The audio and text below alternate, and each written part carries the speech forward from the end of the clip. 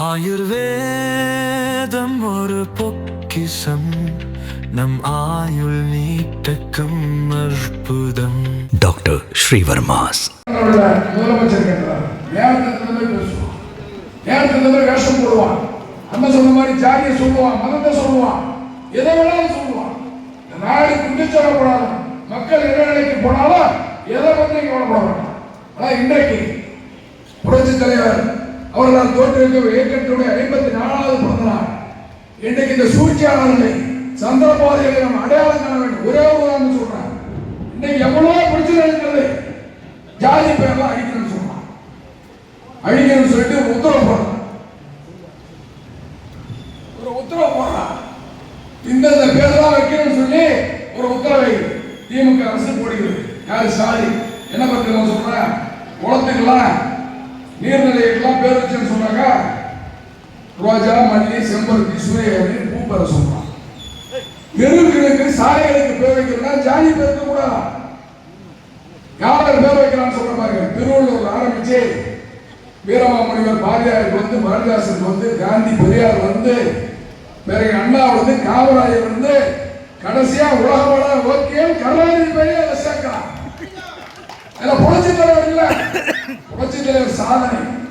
தமிழகத்தை அதிகமாக ஆண்ட இயக்கம் அனைத்து இந்திய அண்ணா முன்னேற்ற கழகம். புரட்சி தலைவர் பெயர் இல்லை. இன்னைக்கு திமுக கூட்டில் இருக்கக்கூடிய வீரமணியார் சமூக நீதி காத்த வீரங்கள் என்று பட்டம் பெற்ற புரட்சி தலைவர் அம்மா பெயர் இல்லை. அன்னை ஜனசனவர் பாராட்டப்பட்ட அம்மா பெயர் இல்லை. உலகமான யோக்கியம் கருணாநிதி பெயர். இதை நான் ஏன் சொல்றேன்னா, நாட்டில் எவ்வளவு பிரச்சனைகள். இன்றைக்கு பட்ஜெட் கூட்டம், இந்த இடம் மழைக்கால கூட்டம் முடிஞ்சு போச்சு. கேள்வி கேட்கிறான், எல்லா வரியும் உயர்த்திட்டேன், விலைவாசி உயர்ந்து போச்சு, அரசுடைய வருவாய் உயர்த்திட்டேன், அப்புறம் எதுக்கு இந்தியாவிலே கடன் அதிகமாகிறது கேள்வி கேட்டால் அதுக்கு ஒரு இடத்த சொல்றோம் மத்திய அரசு. ஏதாவது சொன்னாலும் மத்திய அரசாங்க குறை சொல்றோம். இன்னைக்கு அதை டைவர்ட் பண்றதுக்காக இன்னைக்கு கோர்ட் அதை தடை செய்திருக்கிறது. இதில் நீங்க பார்க்கணும், நீ நியாயமான வந்தா தியாகி கக்கன் அவர் பெயரை வைத்திருக்க வேண்டும். யார் அவர்? ஒரு தாழ்த்தப்பட்ட வகுப்பை சேர்ந்தவர். காமராஜர் அமைச்சரவையில 10 ஆண்டு காலம் மந்திரியாக இருந்தவர், எளிய மனிதர். புரட்சி தலைவர் எம்ஜிஆர் முதலமைச்சர், அவர் வீட்டில் உட்கார்ந்து அந்த பார்வையாளர் செலுத்தி கொடுக்கிறார். ஒரு பெண்மணி வந்து கஷ்டத்தை சொல்கிறார்.